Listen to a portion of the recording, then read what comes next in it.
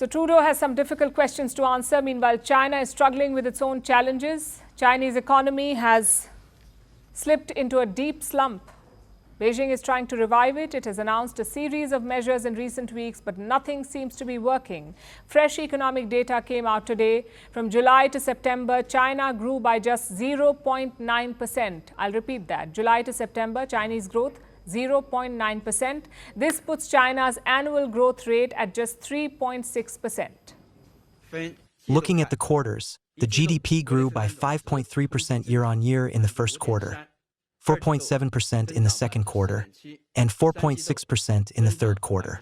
On a quarter-on-quarter basis, the GDP grew by 0.9% in the third quarter.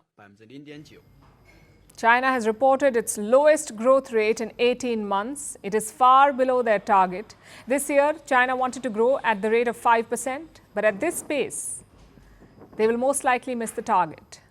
This week, Morgan Stanley released an assessment. Morgan Stanley, as you would know, is an American bank. It says the Chinese economy is going through a deflationary spiral. Here's what it means. Imagine you work at a Chinese factory. This factory churns out goods for export. And this is like a dream job for you. Your salary is tied to the factory's output. The more the factory produces, the more that it exports, the higher your cut. So when the factory does well, you earn more money. Now, for decades, China has been the world's manufacturing hub.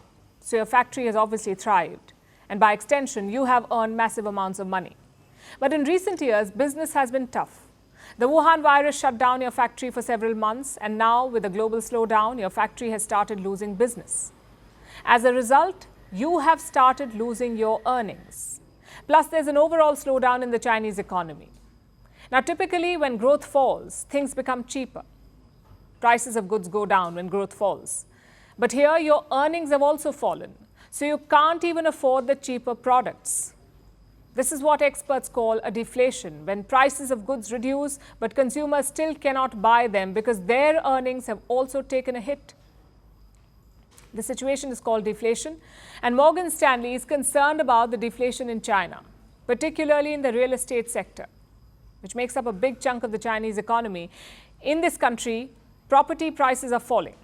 At the same time, the burden of debt is rising. So you have big payments to make, big EMIs to pay, but the property you bought is losing value. This is proving to be a major challenge.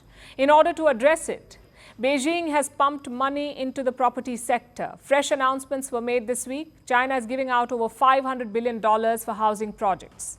And this is in the form of loans.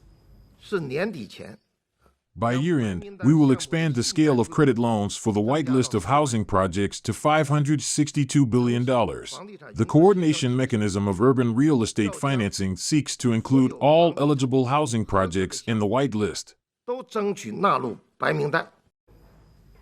But it may not be enough because the problems with the Chinese money run much deeper. Mere tinkering or just band-aids won't do. What they need is surgery. Beijing needs to roll out structural reforms. That's the view of the IMF, the International Monetary Fund. It believes that China's growth will remain below 4% if it continues on the same path. I've been arguing that China is at the fork on the road. If they continue with their current model, which is export-led growth, there would be trouble. Why? Because the Chinese economy has grown to a point when China's export is no more a minor factor in global trade. And don't rely on some miracle that would retain an export-led model in this large economy as a viable vehicle. She said it. The stimulus measures are inadequate to bring its economy back on track. China needs to look beyond exports. And there is another risk on this front. Chinese products are increasingly facing Western scrutiny. First, it was the Chinese EVs, electric vehicles, which have been slapped with tariffs in the West. Now the US is coming after Chinese drone makers. It has sanctioned 2 Chinese companies. They apparently made drones for the Russian military.